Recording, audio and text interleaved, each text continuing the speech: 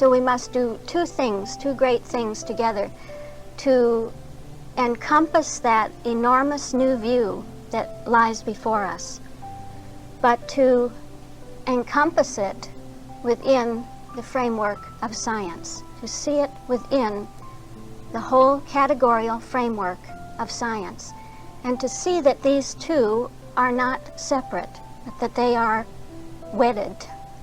The bigness of the idea, the newness of the idea, the greatness of it is one with the structure of science, the structure of being itself.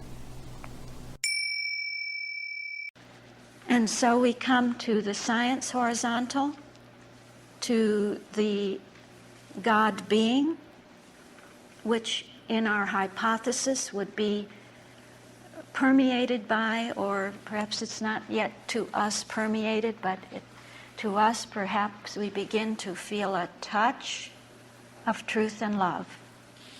Truth and love. What is truth and love? Let's look at that law. So I want to warm up my tone of what truth and love is, the law of truth and love. And this I can do by going to my study aid and reviewing that from page 84. And so I'm looking now at those values, the place values for truth and love in absolute Christianity, absolute Christian science at the point of Christianity. And I see that truth will always mean all truths, all facts, the whole ideal, and love exist in perfection, held in perfection, contained in perfection, we could say. Or it's the law of the pre-established perfection. Always lifts everything that the Word, the Christ in Christianity has said on that level higher again, as though to see that the idea has never needed to be created.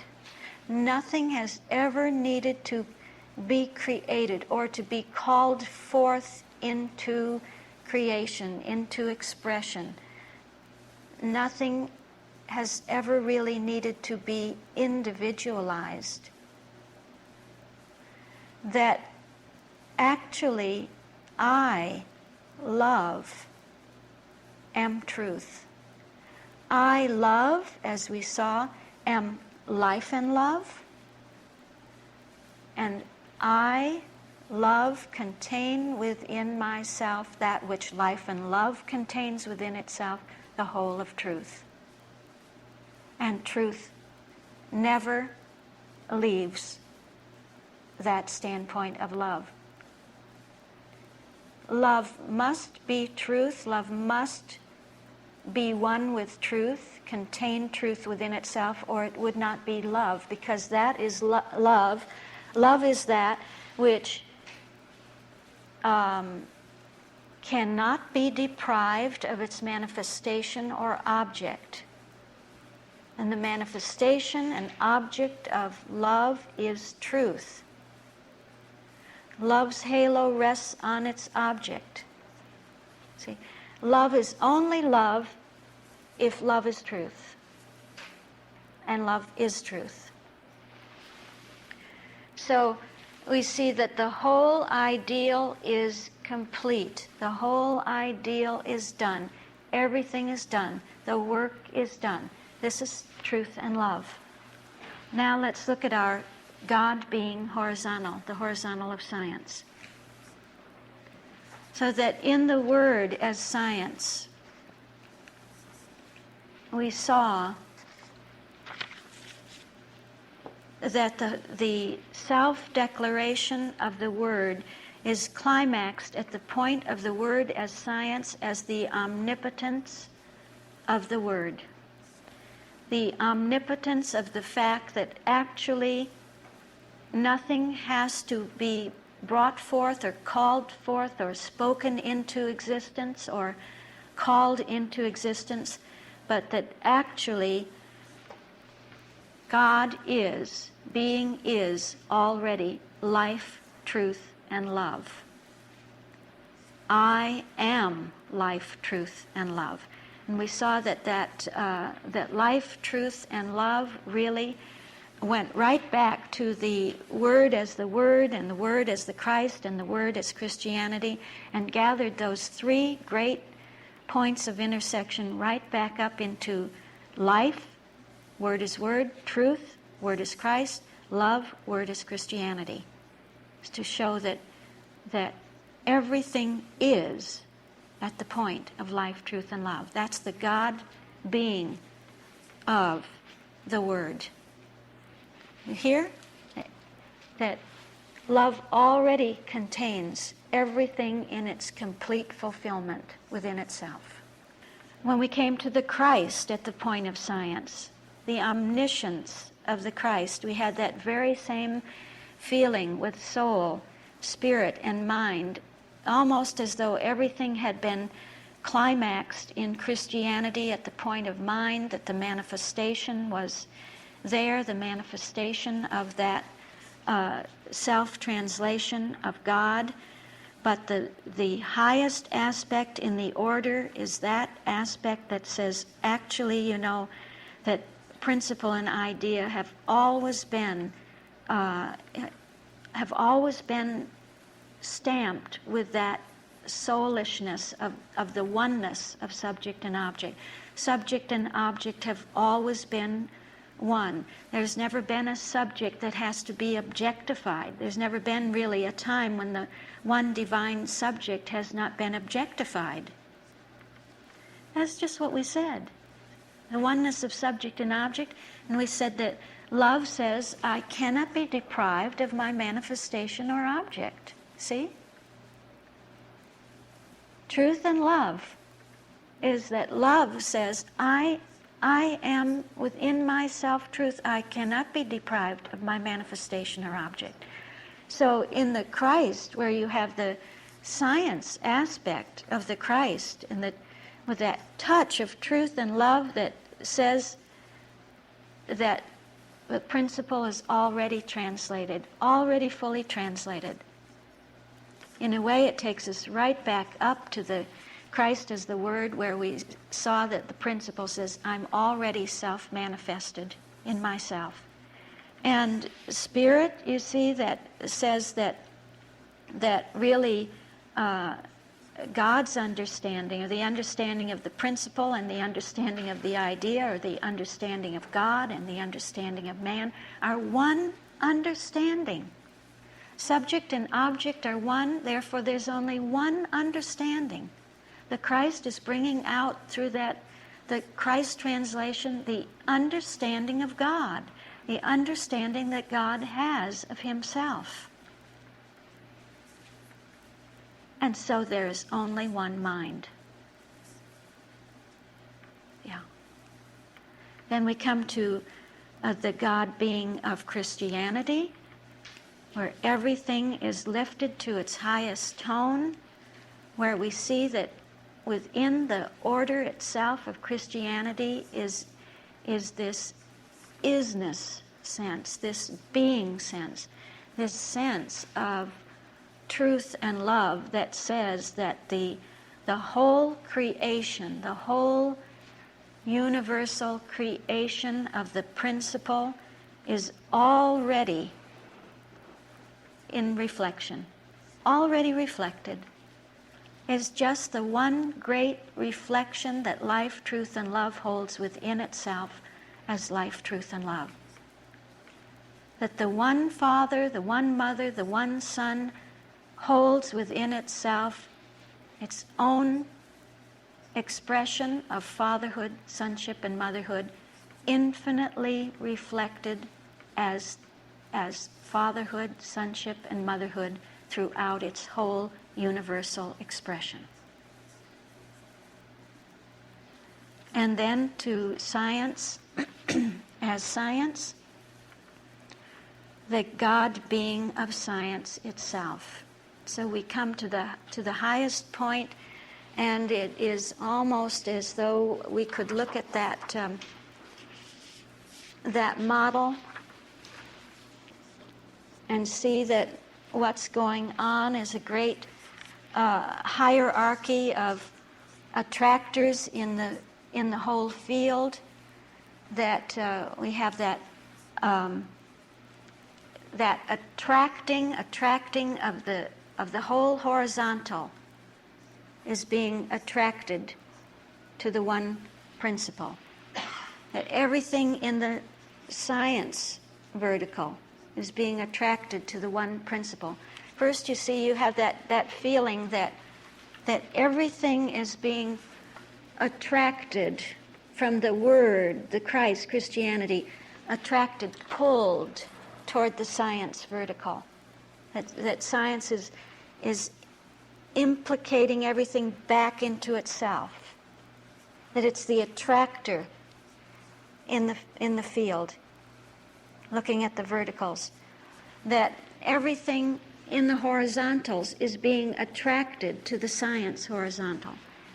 So that the science horizontal says, I really am. I am the horizontal of the Word, the horizontal of the Christ and of Christianity. Those are my implications. I, the science horizontal, the God beingness, imply within myself the other three horizontals. And finally, you feel everything in the horizontal and in the horizontal of science and in the vertical of science. Let me say that again. Finally, you feel that everything in the science horizontal and everything in the science vertical is being attracted to the one great attractor of principle itself. Actually, everything is implied in principle itself, is implicate in that principle itself. So that one principle is the highest aspect of the God being, where principle is one with its own infinite idea of itself, and now we have seen that idea is the idea of the 7 and the 4 and the 4. Right? So that actually then we've been attracted really to that one great principle of science. And I just wanted to hint toward what you can be thinking about as something down the road, the backward flow, just to show you how really simple and natural that backward flow is just try it through the science vertical, through the science vertical. We would start right where we ended. It's just one omni-operative principle, one great principle. Now we have a truth content to that statement, don't we? You can't do a backward flow if you haven't flowed forward. You can't descend if you haven't ascended. You can't have the way of demonstration if you haven't gone the way of understanding. The vertical flow and the horizontal flows give you that way of understanding, the ascending way to the principle. And then you can descend in consciousness, because that then contains the implicate order. Everything is contained. The truth content within that is the implicate order within the principle, which can unfold and unfold and unfold itself until it has explicated itself completely right back up to the point of mind. Soul, spirit, mind. But we can see so beautifully, I think, if we start with that one principle, what that principle implies. What does it imply as a very first thing. And we would see that very first implication at the point of science as Christianity. Namely, that if it's an infinite principle, it must contain a whole realm within itself, a whole field within itself. If it's infinite, it must be an infinitely dimensional realm. A realm that is indeed infinite. And that's what we mean with the fourth dimension. That principle is love. Do you see that the first thing you see about principle is that it's love?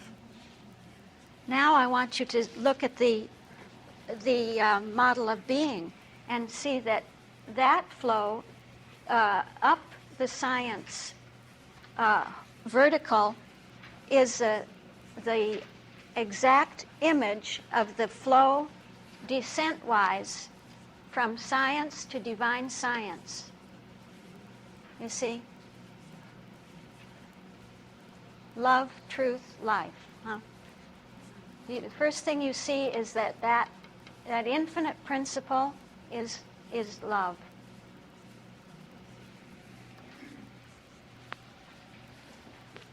And it's a don't want to say a mirror image, it's an image, it's a reflection there of what you have in the model of being, because in those four,